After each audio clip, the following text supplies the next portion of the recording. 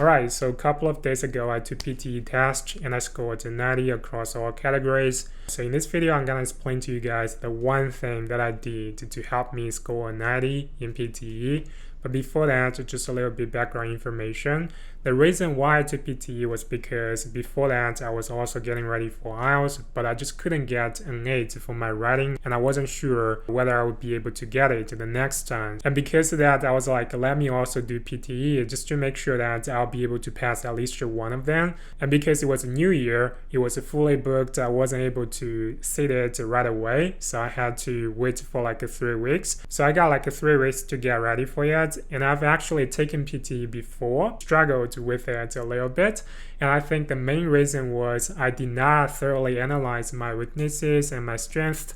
I had no idea what my weaknesses and strengths were, so I basically just put my head down and did all the work without specifically working on my weaknesses. So that was dumb work, and learned a lesson from that. This time I did a thorough self-assessment before even starting doing anything. Based on this assessment, I knew that my repeat sentence was pretty terrible, so this is something that I definitely needed to work on. Another major issue, probably one of the biggest issues that I had, was my application of my template was not very consistent. Oftentimes, I found myself improvising a lot, and this is not good for my fluency because when you improvise, you're much more likely to make mistakes. So this is something that I definitely need to fix. And I think the key to solving this problem is definitely to turn it into something that's your second nature. You don't even think about it, you just naturally do it, right? You see the image and you apply the template to it, and that's pretty much it. It's just like, every day you get up and you brush your teeth, you don't think about it, you just naturally do it. And I wanted it to be something like that. So I was like, how do you build a habit, right? You build a habit by doing it every single day. You have to emphasize it, reinforce it through actions, through repetition, right? And that's exactly what I did. I made a point to go through all the following things every single day, no matter what. So usually I would do like 2 A4 pages of repeat sentence. Sometimes if I don't have time, I do 1 page. And I will also do a 1-page describe image. So it ranges from 4 to 8 images, but 8 max. And I will also do 2 retail lectures. Apart from that, I would also practice like 20 repeat sentences and 30 right from dictation. That's pretty much what I did every single day. Sometimes when I felt really tired and I just didn't have the drive to do it, still do it, but cut down the volume, the amount of items that I do. So depending on how I felt, my practice ranges from 30 minutes to 60 minutes, and I believe I was able to be very consistent to show up every day. Except that one day I went to Wollongong. It was pretty far away. By the time that I arrived at home, it was already 9-10 p.m. So I didn't have the time to practice PTE. And I think that's the only day that I missed my practice.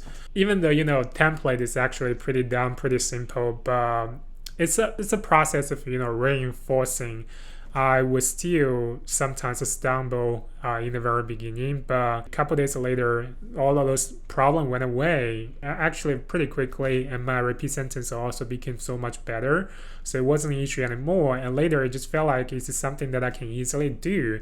1 week later, actually, so I felt really confident about it. And sometimes I would be really excited about doing these practices because it's so simple and so easy to do. It actually gave me the confidence.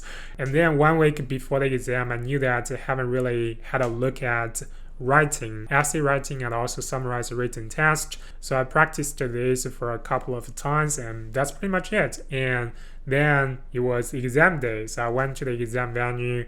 I couldn't find a parking. Parking in the city was a nightmare. Yeah, it was damn expensive. For 3 hours, it was like $15. Yeah. But you can use the app, so if you actually come back a little bit earlier, you can end your parking a bit early, so you pay less money. And I was thinking, let me finish the test as quickly as possible so that I can save a couple of dollars on my parking. Yeah, that's the mentality going into the exam. So I did the exam, finished it up everything pretty quickly. I think it's supposed to be like a 2-hour exam, but I finished it within like 1 hour, 40 minutes or 30 minutes.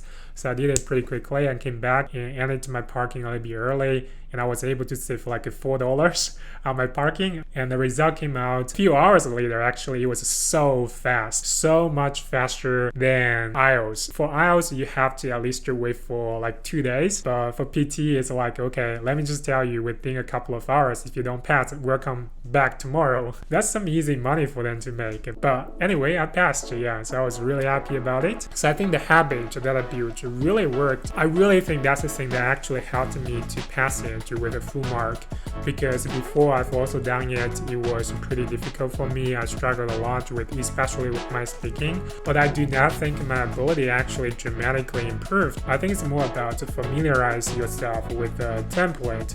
You may be really good at English, but if your application of the template is not consistent, you often change it a little bit here and there. Almost unavoidably, you will stumble occasionally, because every time you have to think, you're using your brain power. You don't want this to become an issue that's getting in the way, impedes your fluency.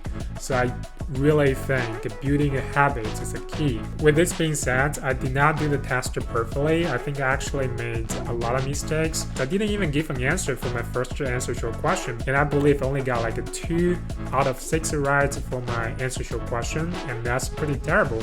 With all these mistakes that I made, I was still able to score 90 in my speaking. So you don't have to do perfectly to score 90 in PTE. I think this is one very big misunderstanding that people have. You have to do perfectly, and oftentimes when they mess a couple of questions, in the very beginning, they feel like they already messed it up and they have to do it over again. This is not true. This is not true. So I'm thinking maybe I can do a video about how exactly I messed up my PTE, but still was able to score 90, so that you can get a realistic picture of how your speaking and all the others are assessed in PTE test. If you are interested, make sure you like this video to let me know. Anyway, I hope you have fun watching this one. My name's Gavin. This video is a part of the PTE series where I share some of the tips, tricks, strategies that can help you pass PTE more efficiently. Like always, I'll see you guys in the next one. Bye.